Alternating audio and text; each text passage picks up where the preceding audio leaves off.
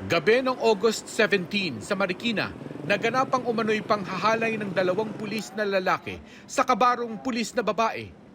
Magkakakilala silang tatlo dahil iisa ang kanilang unit sa Marikina City Police Office.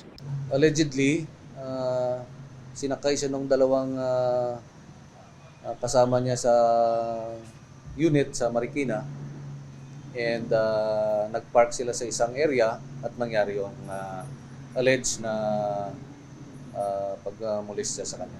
Pagkailang araw, nagkalakas ng loob ang police woman na maghain ng reklamo.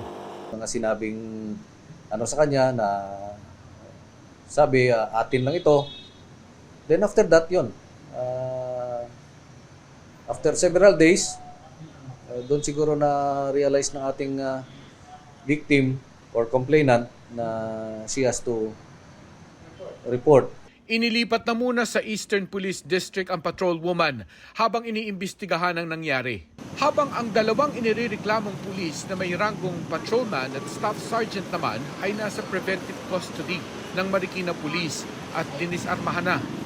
Pinabulaanan umano ng dalawang inirereklamo ang nangyari, kaya babalikan ang kanilang movement noong August 17 para makita kung sino ang nagsisinungaling. We find na kailangan natin mag-file ng, of course, ng administrative and criminal charges, then we will do that. The administrative